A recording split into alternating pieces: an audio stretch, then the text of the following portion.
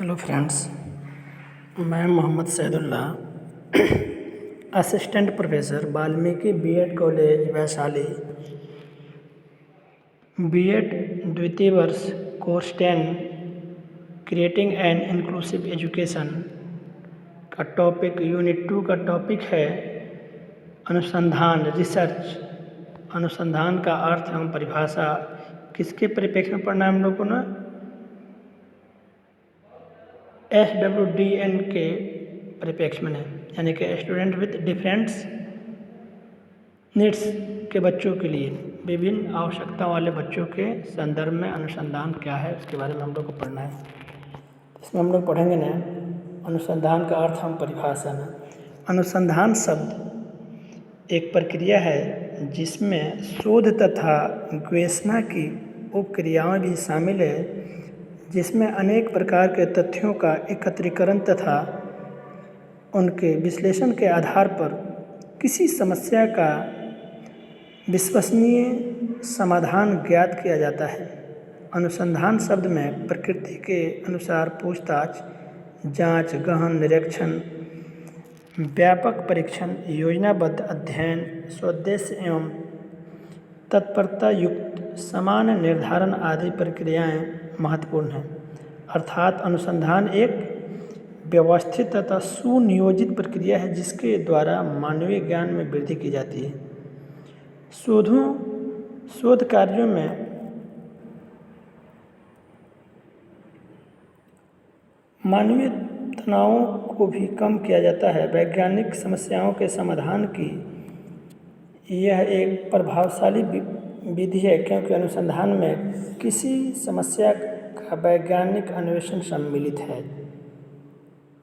अन्वेषण की क्रिया इस बात का द्योतक है कि समस्या को अति निकट से देखा जाए, उसकी जांच पड़ताल की जाए और उसका ज्ञान प्राप्त किया जाए। अनुसंधान की प्रक्रिया में वैज्ञानिक निरीक्षण का तत्व प्रमुख है। वैज्ञानिक निरीक्षण सदैव क्रमबद्ध, स्वोद्देश्य एवं सुनियोजित होता है। अनुसंधान में भी ऐसी ही निरीक्षण आता है। निरीक्षण के अतिरिक्त अनुसंधान में अगला प्रमुख तत्व समस्या का समाधान खोजना है, किंतु यह समाधान अनुमानित न होकर अन्वेषण का परिणाम होगा। अतः अनुसंधान की प्रक्रिया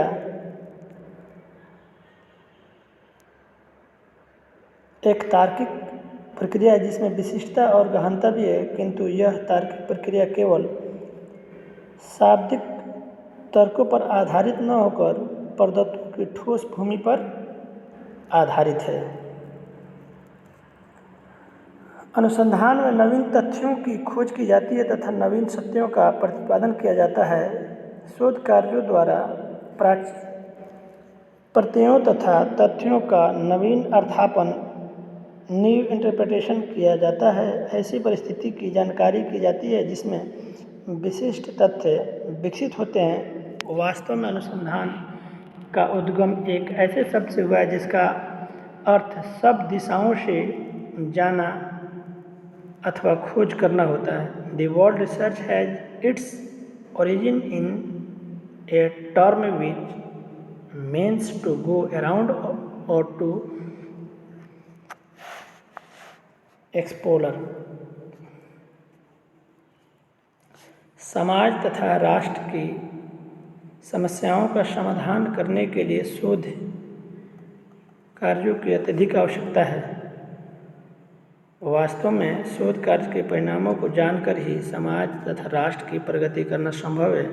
शोध कार्यों के परिणामों को जानना ही मानव कल्याण का तथा ज्ञान की वृद्धि की जा सकती है। अनुसंधान की परिभाषा, डेफिनेशन ऑफ रिसर्च। अनुसंधान को एक प्रक्रिया माना गया है। वेबस्टर के अनुसार या वेबस्टर के शब्दों में, अनुसंधान केवल सत्य की खोज ही नहीं बल्कि यह एक निरंतर, व्यापक तथा स्वोद्देश्यपूर्ण प्रक्रिया है। Research is not merely a research for truth but prolonged, intensive and purposeful research। रेडमन एवं मोरी के अनुसार नए ज्ञान को अर्जित करने के लिए क्रमबद्ध प्रयास करना ही अनुसंधान कहलाता है। क्या है? नए ज्ञान को अर्जित करने के लिए क्रमबद्ध प्रयास ही अनुसंधान कहलाता है। किनके अनुसार? रेडमन एवं मोरी के अनुसार। जेम्स ड्रेवर के अनुसार किसी भी क्षेत्र में ज्ञान की खोज तथा पुष्टि के लिए क्रमबद्ध तरीके से की जाने वाली वैज्ञानिक खोज को ही अनुसंधान कहा जाता है। क्या कहा जाता है? किसी भी क्षेत्र में ज्ञान की खोज तथा पुष्टि के लिए क्रमबद्ध तरीके से की जाने वाली वैज्ञानिक खोज को ही अनुसंधान कहा जाता है। किनके अनुसार? जेम्स ड्रेवर के अनुसार। अनुसंधान के प्रकार, टाइप्स ऑफ रिसर्च, इसके बारे में हम पढ़ें। अनुसंधान मुख्यतः 3 प्रकार के होते हैं। कौन कौन? व्याख्या अनुसंधान, एक्सप्लेनेटरी रिसर्च। इस प्रकार के अनुसंधान में विभिन्न चरों, वेरिएबल्स के आपसी संबंधों के कारण तथा प्रभावों की व्याख्या की जाती है तथा विभिन्न सिद्धांतों का प्रतिपादन होता है। ऐसा वैज्ञानिक विधियों द्वारा ही संभव है, अतः इसे वैज्ञानिक अनुसंधान, साइंटिफिक रिसर्च भी कहते हैं।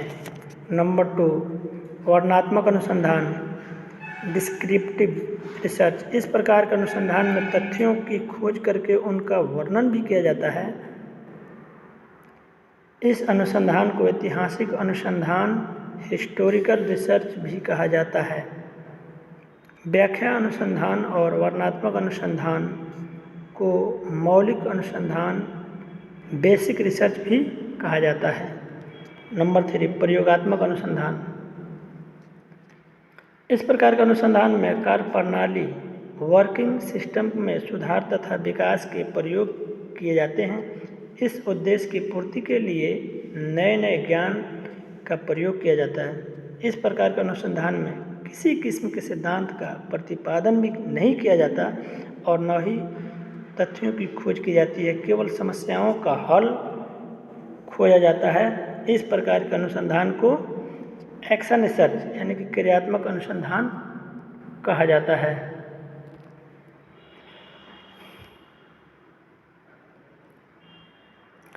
अपने ने विशेष आवश्यकता वाले बच्चों के लिए अनुसंधान की आवश्यकता, विशेष आवश्यकता वाले बच्चों के लिए अनुसंधान की आवश्यकता। Need of research for SWDN, यानी कि SWDN का फुल फॉर्म होता है स्टूडेंट विथ डिफरेंट नीड्स।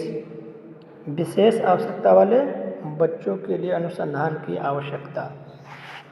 मानसिक रूप से विकलांग बच्चों को विशिष्ट बालकों की श्रेणी में रखा जाता है।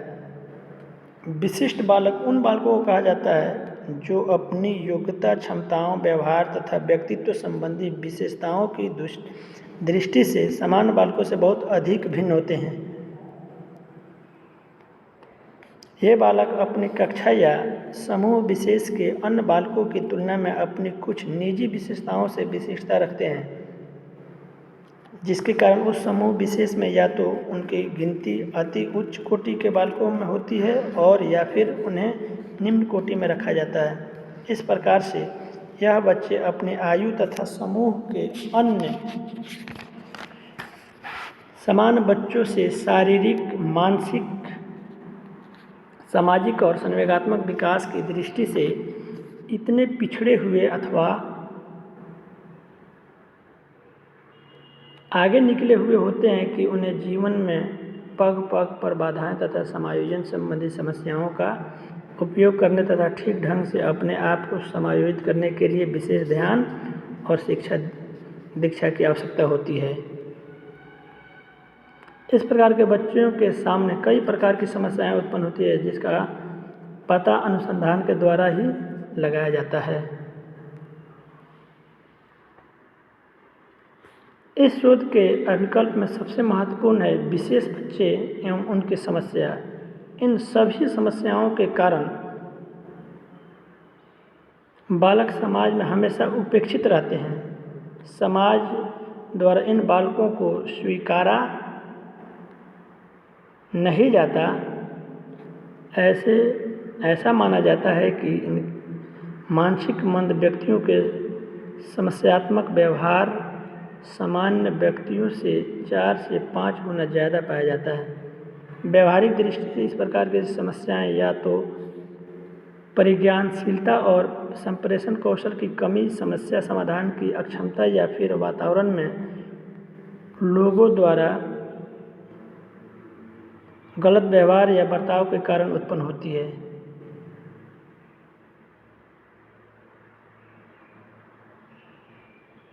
और यह समस्या व्यवहार उनके व्यक्तित्व का एक अंग माना जाता है जो समाज द्वारा स्वीकार्य तथा मान्य नहीं होता। इन बच्चों को समाज की मुख्य धारा से जोड़ना ताकि वह भी सामान्य बच्चों की तरह अपना जीवन यापन कर सकें। ओके, धन्यवाद।